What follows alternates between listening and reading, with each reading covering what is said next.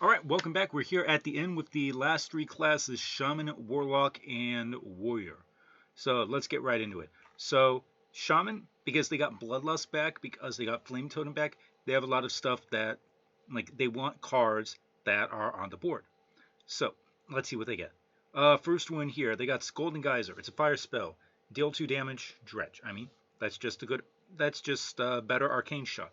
Arcane Shot's 2, this has Dredge, it's a 3-star card. Alright, Schooling.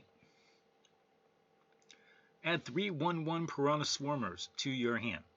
So the Piranha Swarmers you've seen before, they gain +1 attack after you summon one. So if you summon 3, one's going to have 3 attack, one's going to have 2 attack, and one's going to have 1 attack.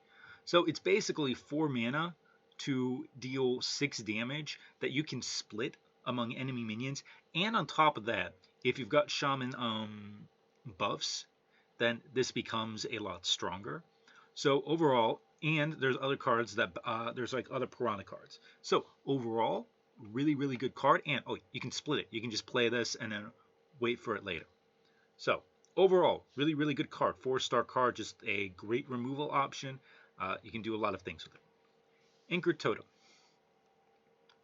After you summon a 1-cost minion, give it +2/+1.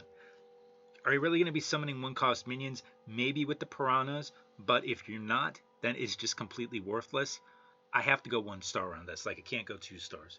Maybe if you've got enough Schoolings, then this becomes justified. Maybe if you've got enough 1-drops or cards that generates 1-drops, then this becomes justified. But by itself, 1 star. Piranha Poacher is one of those cards that might actually work. At the end of your turn, add a 1/1 Piranha Swarm to your hand. So it's a 3-mana 2/5 that adds a 1/1 rush to your hand at the end of the turn. It's got 5 health, so it's not easy to remove, which means likely it's going to add 2 of these to your hand. So you'll be able to get like 3 damage or split for 2 mana, plus a decent body. So that's very good. You combine this with Schooling, and you've got like a 5, a 4, a 3, a 2, and a 1 potentially out of that. So that's what? That's like 15 damage split over 5 mana. Really good. So again, I'm going 4 stars on this. I initially had it as high as Ram Commander, but then I lowered it just because Ram Commander gives you the 1/1s immediately. But this is similar in overall power level. Coral Keeper. 2 stars. Summon a 3/3 elemental for each school you've cast this game. So it's this game. Shamans, there's spell schools. Let me pull it up here. So Fire, Frost, Nature. So you could potentially get, like, if you get 2 things, a 3/4 and a 3/3, that's good. That's above average. But you need to actually cast those spells before you play this. So you can get up to 3 3/3s and this. I might be a little low on this. This might be a 3-star card because even like getting 1 of them off is good. But yeah, I think you probably are going to be. Okay, I'm going to go up on this. Like, talking to myself, I am going to raise this to 3 stars just because I think it is likely you'll get at least 1 thing off, even though there are some non-elemental spells, and that would make this above average. That would make this a good card. All right, next one, a Sharon Scroll, 6 mana. Okay, this is a 6-star card. Discover a Fire, Frost, or Nature spell. Put a Sunken Scroll on the bottom of your deck. So the Discover spell is going to be generally a 2 to 3-star card, right? So, but it says Fire, Frost, or Nature. Let's go back over here. There are 2 fire spells in Shaman. One is Don't Stand in the Fire. Don't Stand in the Fire is one of the best Shaman spells that they have. We go over here, Arena, Shaman, class cards, deck win rate, Don't Stand in the Fire. This is the 5th best spell that Shaman has, 5th best minion that Shaman has. Like, we got Wildpaw Caverns, Sleepbreaker, Nidhogg, Snowfall Guardian, and then this. So, really good spell. That's one option. The second option is Scalding Geyser, which has Dredge. And, what are you going to dredge off the Sharon Scroll? You're going to dredge a Sunken Scroll. Add a Fire, Frost, and Nature spell to your hand, which means you're going to get another fire spell, which means you're going to have another shot at Don't Stand in the Fire. So just because of how limited the selection is, you've got basically a 50-50 chance to dredge the Sunken Scroll, and if you fail on that, you still get one of the most powerful spells that Shaman has. And you can either, if you don't want to do that, you could either just pick a frost spell or pick a nature spell. So you can see how really, like when you take a look at what cards are in there, that this is an insanely powerful card. So I say 6 stars currently. Maybe in future metas when there's more fire spells, this becomes worse. But right now, I would say 6 stars. All right. Bioluminescence. Give all your minions spell damage +1. 0 stars. Do not pick this. Raftspine Enchanter. Go over here. Raftspine Enchanter. Cast a copy of a fire, frost, and nature spell in your hands. Targets chosen randomly. This is bad. Don't pick this 1 star. Like, even if you got the good spells, like, a lot of Shaman spells are targeted. So, if you could target your own things, that's just horrible. Just do not pick this 1 star, borderline 0 star card. Radiance of Azshara. Radiance of Azshara. Where is that? Here. Okay. Fire spell damage +2. Your nature spells cost 1. After you cast a frost spell, gain +3 armor. I mean, this looks good, but then you take a look. Fire spell damage +2. You've got 2 of them. That's not really that great. Your nature spells cost 1. We take a look at nature spells. Nature spells are already pretty cheap anyways. Like the -1 doesn't really change them. And a lot of them are not spells you really want to take. Like you're not taking Healing Wave. Maybe you're taking Elemental Destruction. You're not taking Bioluminescence. So after you cast a frost spell, gain 3 armor. That's okay. So overall, really 3 stars. It's a little bit better than 3-4. Mild bonus. Doesn't really do much. And then finally, Glug the Gulper. So Glug the Gulper. Colossal +3, after friendly minion dies, gain its original stats. So you can play this, trade stuff off, and then this happens. So here's the problem. Even though, first off, it's 3-5. Second off, what you summon are 3 2/2 taunts. So the idea is the 2/2 taunt buffs this up, and you get +6/+6, and you'd get a 9/11 out of a 7. 7, 9, 11. I wonder if that was intentional. And then you can also trade off other things. But there's removals. There are plenty of removals in the game. So it's kind of like, it's a big minion that doesn't really do anything. Like, it makes a board, and that's why it's good. That's why it's 4 stars. But it can easily be hard removed. It can easily be soft removed once it like actually gets buffed up. It requires your opponent to really have a board. Or sorry, it requires you to have control of the board for this to work. So overall, I just don't think it's going to be that great of a Shaman card. Alright, Warlock. So I'm going to be honest. I have this thing where Blizzard does something that makes no sense whatsoever, and I misread it into something that makes sense. So in this case, it was Abyssal Curse. I'm just going to take some time to talk about it. So Abyssal Curse. At the start of your turn, take 0 damage. Each curse is worse than the last. 2 turns remain. So the way I understand this, and this could be wrong, is that these curse cards, you have them in your hand for 2 turns and then they just go away. And for the curse cards to work, first you've got to play like the first cursed card is 0, and the second cursed card is 1, so you deal 3 damage. And then the third cursed card is 2, so you deal 6 damage. And then you've got like 8, and then you've got like 3 for 9, 4 for 12, 5 for 15, and so on. So you have a bunch of cards in here that are extremely weak to basically build up the curses. I mean, you've got 1, 2, 3 cards that put curses in your hand. So if you get all 6 of them off, your opponent is going to take 18 damage. Like what was it? It'll take like 15, 18. So maybe you can kill your opponent doing that. But you have to play 6 cards that are mediocre in order for that to happen. And it's one of these things where it's just, it's so bad I don't understand why it's in the game. Alright. Anyways, what cards do they have? First one. Oops, not that one. Ashvane Scavenger. 3 mana, 3/4 Murloc. Put a Sunken Scavenger on your deck. give your 3/4 Murloc, give your Murlocs +1 wherever you are. You're not going to have Murloc synergy. It's a 3 mana 3/4, 3 stars. Okay. Next one, Drag Below. 4 mana, deal 4, give your opponent an Abyssal Curse. 4 mana, deal 4 to mediocre, curses, they suck, 2 stars.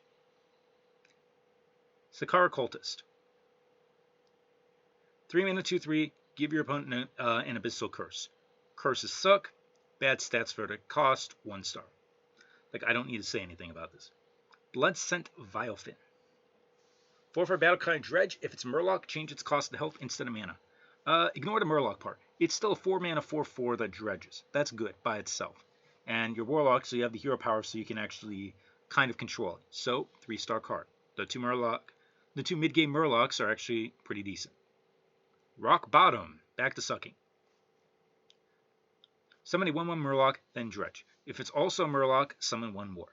So you can potentially summon 2 1/1s if you dredge a Murloc. So again, if you have Murloc synergy, sure. Otherwise, it's 1/1 that kind of does something that's low 2 stars. Void Gale. Death Rattle. Give all Murlocs in your hand +1/+1. Again, you're not going to have Murlocs, so it's a 2 mana 3/2, 2 stars. Chum Bucket. Give all Murlocs in your hand +1/+1. Repeat for each Murloc you control. You're not going to have Murlocs. Again, so if you don't have Murlocs, this is completely worthless. 0 stars. Don't pick it. Abyssal Wave. 6 mana, deal 4 damage to all minions. Give your opponent an Abyssal Curse. Curses suck. 6 mana, deal 4 damage sucks. 2-star R just because it's an AoE. Gigafin. Finally, they have something good. Devour all enemy minions. Death Rattle, spit them back up. That's a 7/4. Gigafin's Maw, the 4/7. Permanently destroy all minions inside Gigafin. So this is potentially a better Deathwing or a better whatchamacallit? Twisting Nether, where even if your opponent can somehow get through the 4/7 taunt to kill off the 7/4, then it's basically just a 4/7 that does like a Frost Nova or something like that. So, 7-star card, obviously really insane. Like, pretty much the only good thing that Warlock's got this set. Finally, Zakul. And it should be QUL. What do I have? K. Okay, there you go. Your Abyssal Curses heal you for the damage of the Battlecry. Give your opponent an Abyssal Curse. So, again, Abyssal Curses suck. So, it's 5 mana... It's a 5 mana 6/5. That's a 3-star card. That's all it is. So, Warlock, bunch of synergy stuff that's not going to work. Just pretty bad. And finally, we are on to Warrior. We are on to Warrior. Can Warrior overcome being the one class to have its core set be completely ravaged? To have a worse core set this year than they did last year? No, but they'll try. Okay, as Shaman Trident. 3 mana 3/2, Fiery Warlocks, Death Rattle. Put a Sunken Trident on the bottom of your deck. Sunken Trident, after its axe, deal 2 damage to all enemy minions. The AoE here, really powerful. So if you can get this, that's fine. I haven't checked. I don't know if there are any draw a weapon cards. Well, let me get... Like, I don't know if there are any like weapon tutor cards for Warrior in this set. So if I say weapon.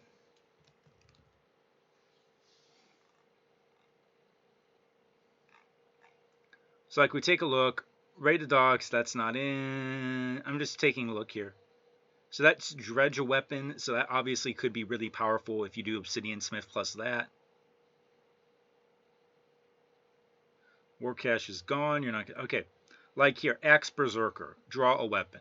So Axe Berserker could potentially fetch the Trident, even if you don't have the Trident in your, even if it's like at the bottom of your deck. So there is potential to pull this out. So as I said, so if you can get that, that's obviously insane. And the upside of that is enough to make me say it's a 4-star card, even though I'd probably have a War Axe itself at about a 3-star card. All right, Guard the City. Gain 3 armor, summon a 2/3 Naga with Taunt. That's Plated Beetle, 2 stars. Actually, that should probably be 3 stars because it's a 2/3 Naga with taunt. I forgot Plated Beetle. Like, the taunt really does add that much. That should be 3 stars. I wasn't thinking when I did that one. All right. Let's see. Next one. Forged in Flame. Destroy a weapon, then draw cards equal to its attack. So you need a weapon, and you need to want to destroy it rather than actually use it, and it needs to be high enough attack to actually draw something. So overall, I think it's not bad. So no, sorry, it's not bad. Let me say this. If it works, it's not bad. The problem is getting it to work. Because here's the big issue for Warlock. Like, I did this here, but like none of these cards are like equip a weapon cards, right? Yeah, none of these cards are cards where you equip a weapon. So if we take a look at the warrior weapons, and this is relevant here. There are 7 weapons here. Cursed Blade, you're not going to pick. Trident, War Axe, King's Defender, they're all 3 attack. Blacksmithing Hammer, maybe you can do this with Blacksmithing Hammer. Tentacle Arms, you're not going to do. Gorehow, like you could do this with Gorehow when it's like 5 or 4 just to draw stuff. But you can see, you've got basically 2 common weapons, 2 rare weapons, and 1 epic weapon that you're going to pick. That's like 5 weapons in total.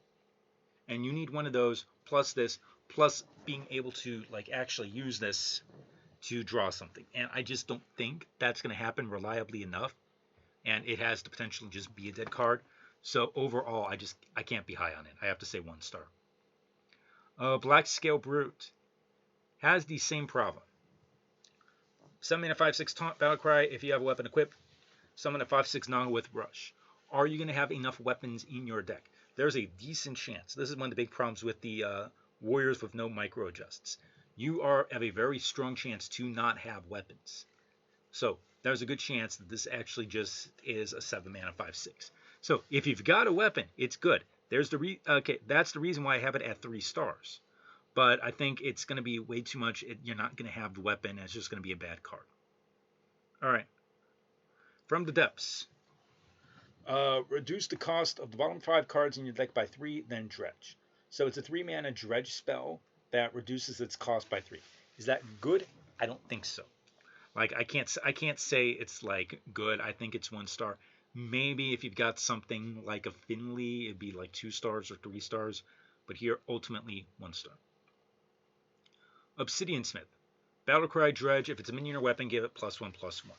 So, again, you can use Obsidian Smith to get like the Asharan Trident to get the super one that does AoEs. You can give minion a buff. It's a really strong card on 2. This is just a really good card. 4 stars. The Fires of Zin Ashari. Replace your deck with minions that cost 5 or more. They cost 5. 3 stars. This is actually, like, this is not Explore on Goro. This actually has potential. If you've got a curve, like let's say you've got a 2/3/4 curve, or you've got a 3 drop and a 4 drop, and you've got this. You play this on 2.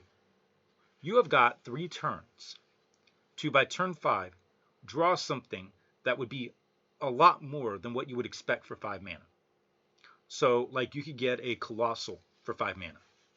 So, if you play this, and you've got enough time to actually draw the stuff, you could just win the game off the massive tempo swing. So, for that, I have it at 3 stars. I don't think it's a meme. The big problem is, once you run out of cards, then you're only going to be drawing 1 card a turn. You're probably not going to find minions that will draw additional cards. But ultimately, this is going to be, like turn 5, turn 6, turn 7, if you can get this off on like early enough, this could be really strong. So that's why I have it at 3. Trench Stalker, 7-star card. Attack 3 different random enemies. 9 mana, 8/9. So this is a Ragnaros that attacks 2 things, and if there's only 2 things on the board, then guess what? It attacks face. This is absolutely insane. This is Deathwing. This is the Warrior Deathwing level of powers. Level of power. So ultimately, really good card for what it can do. Arguably a better Twin Tyrant, 7 stars. And then the last 2 cards here, we got Nelly the Great Thresher. Colossal +1. Discover 3 pirates to crew Nelly's ship. So you have a 5/5 and you have a 2/6 taunt. The 3 pirates you discover, they get added to your hand. They cost 1. So if we take a look at the pirates again, like you could get things like Smite, you could get Gangplank Diver, you could get Sky Captain Crag. Like even here, a multicaster, it's a 4 mana 3/4, but it's a 1 mana 3/4. You get Freebooter is good. Pufferfist is good if you have weapons. Glutton is good if you've got things. Kinnear is good if you've got weapons. So you have, again, you're discovering 3 times. So you've got a decent chance to get a bunch of these things, or even do Smite plus a couple big things to discover that. So overall, I think it's like a I think it's a good card. I'd say it's 5 stars. Not like super powered for the colossal cards, but close. And finally, Lady Ashvane. Give all weapons in your hand, deck, and battlefield +1. So, I covered this before. You're not going to have that many weapons. The chance that this is actually going to do something is not that strong. Ultimately, 3 stars. Okay, and there you have it. Those are all the cards from Voyage to the Sunken City. Those are my reviews. Feel free. Leave any comments you want. Leave any thoughts you want. If you disagree, please feel free to tell me. Tell me on Reddit. Tell me on the YouTube videos. I thank you all for watching if you have made it through these videos. And I hope you have a really fun time in Voyage to the Sunken City in Arena. Bye.